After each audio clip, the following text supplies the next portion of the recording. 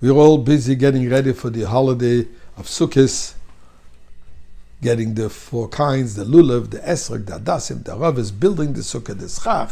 Some decorate, some don't decorate, but we're busy with the mitzvahs. Yom Tov starting tomorrow night, there's not much time left. So what is a sukkah? What is the definition of that structure? So we find an interesting dichotomy. Sukkah is called, according to law, diras arai, a temporary dwelling. Yet the Torah says, Basukkah teishvu, you should dwell in it. Temporary and dwelling are contradictory. And in fact, we find contradictory laws regarding the construction and the habitation in the sukkah. For example, if the branches of the sukkah, the roof covering, are piled up so thick that the rain cannot penetrate, the sukkah is disqualified because it's a house. It's not a temporary dwelling. On the other hand, if it is raining in the sukkah, one is not obligated to eat in it. Why? Because in a home, in a dwelling, one doesn't stay if it's raining there. So it seems like God wants us to understand that we should take an essentially transient structure and make it into our permanent home. At the same time, God wants us to look at our permanent home and understand that it is essentially only a transient structure. What's going on? What does it mean? So the best way for me to explain it will be by sharing with you 2 stories. About 50 years ago, a young yeshiva student who was going to embark on a long trip, he wrote to the Rebbe and asked for a blessing. And the Rebbe, in his reply, urged him to utilize the opportunity to accomplish something positive in every place he would stop during his trip. And the Rebbe took the Mishkan in the desert as an example, where it says that throughout the entire journey of the 40 years in the desert, the 42 stations, every time where they came, even if they only stayed there for 24 hours, or for even less, they had to set up the entire Mishkan. Although this took a staff, a crew of 8,000 people to put together.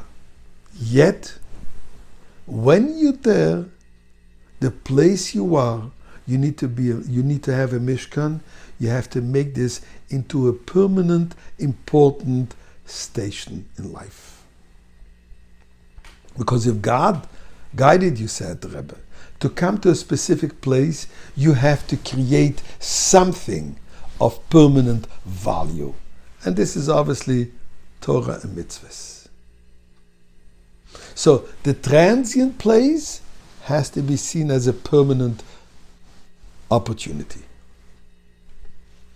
Story with the Maggid of Mezrich.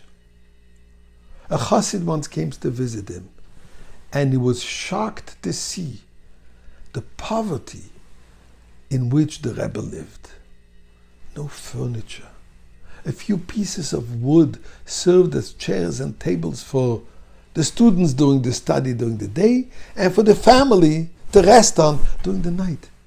Shocked, he tells his Rebbe, let me help you furnish the home at least the bare minimum.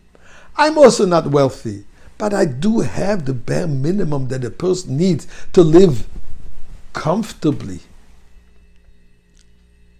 And the Rebbe looks at him and says, while you're here, do you have all your comfort that you have at home?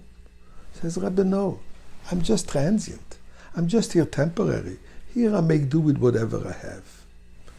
Said the Rebbe, indeed, my friend, this world is only transient. I make do with whatever we have. But in the world of permanency, there I want my full comfort. I want my full home. Galus, my friends. Galus, exile, is temporary. It's transient. But we have to create in the permanent opportunities by doing Torah mitzvahs. And then we will come to the permanent home, the Beis HaMikdash, which is actually also called with the name Sukkah David HaNefalis. The present state of the Beis HaMikdash is called the fallen Sukkah, because it's destroyed. So we are praying, Horachmanu Yokim Lana Sukkah David HaNefalis. Please rebuild us, the fallen Sukkah, so that we should all be able to celebrate this Yantav of Sukkahs in the Beis HaMikdash with Mashiach. And as the Talmud says, whoever didn't see the celebration of Sukkahs in the temple has never seen such great celebration. So please God, may we see it this year. Chag Sameach, Good Yom Tov. See you in the Beis HaMikdash.